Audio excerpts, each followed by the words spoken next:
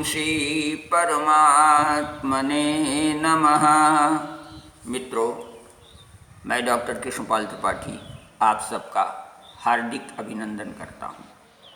आज मैं आप लोगों के समक्ष चंद्र दर्शन निषिद्ध के विषय में चर्चा करना चाहता हूँ। वैसे तो वर्ष भर चंद्रमा का दर्शन बड़ा ही शुभदायी माना जाता है। चंद्रमा प्रत्यक्ष देवता हैं, शीतलता प्रदान करने वाले हैं, अमृत रश्मियों की वर्षा करने वाले हैं। अतः ऐसे देव का दर्शन तो शुभ होता ही है। लेकिन भाद्रपद मास के शुक्ल पक्ष की चंद्रोदय व्यापिनी जो चतुर्थी होती है, उस दिन चंद्रमा का दर्शन नहीं करना चाहिए। अर्थात जिस दिन चंद्रोदय काल में चतुर्थी विद्यमान हो, भाद्रपद शुक्ल पक्ष में, उस समय चंद्रमा का दर्शन नहीं करना चाहिए। अगर भूल बस कोई व्यक्ति उस दिन चंद्रमा का दर्शन कर लेता है तो निश्चित रूप से उसे कोई न कोई कलंक लग जाया करता है।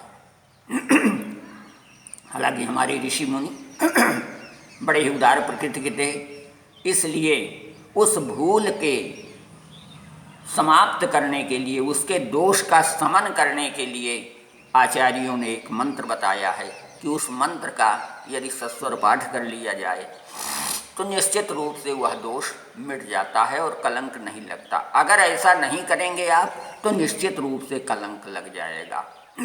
तो कलंक बचाने वाला जो मंत्र है वो इस प्रकार है।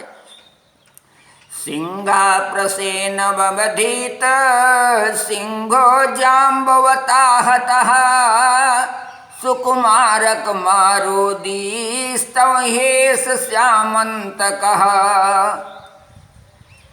वस्तुतः प्राचीन काल में जब भगवान श्री कृष्ण विद्यमान थे हमारे यहाँ, तो द्वारिकापुरी में सत्राजित नाम का एक सूर्य भक्त रहता था।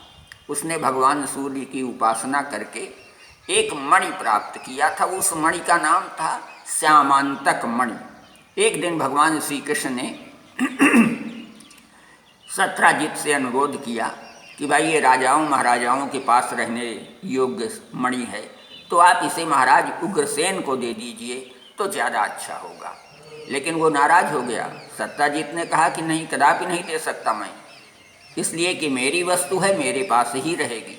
संयोग ऐसा हुआ कि एक दिन सत्राजित का भाई प्रसेनजित उस मणि को अपने गले में धारण किया और जंगल की ओर शिकार करने के लिए पहुंच गया। वहाँ पर एक सिंह मिल गया। सिंह ने प्रसेनजित को मार डाला और उसकी मणि को छीन ली। जब सिंह जाने लगा तो उसी जगह संयोग की बात है कि जाम्बवंत जी से भेंट हो गई। जाम्बवंत जी ने उस सिंह को पराजित किया, उसकी हत्या की और उससे मणि छीन ली। इस प्रकार से वो मणि लेकर के रहते थे। और जब वह सत्राजित न वापस आया, प्रसेनजित जब न वापस आया, तो सत्राजित ने ये घोषणा कर दी कि भगवान श्री कृष्ण ने ही उस मणि को लेने के लिए मेरे भाई का वध कर दिया है। इस प्रकार से भगवान श्री कृष्ण को कलंक लग गया, क्योंकि उन्होंने भी चतुर्थी का चंद्रमा देख लिया था, इसीलिए ये उनको कलंक लगा था। अब सत्राजित ने जब ये कलंक लगाया तो भगवान ने सोचा कि इस कलंक से हमें बचना चाहिए।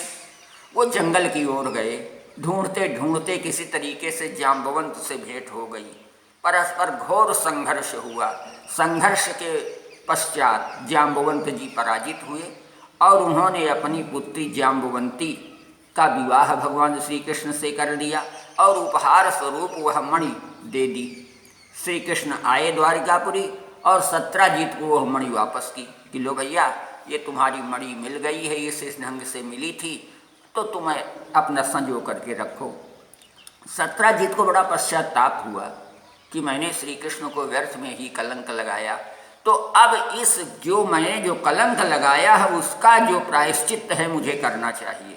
तुरंत उसके दिमाग में बात आई और उसने अपनी पुत्री सत्यभामा का विवाह श्री कृष्ण से कर दिया और उपहार के रूप में वह श्यामंतक मणि भगवान श्री कृष्ण को समर्पित कर दिया।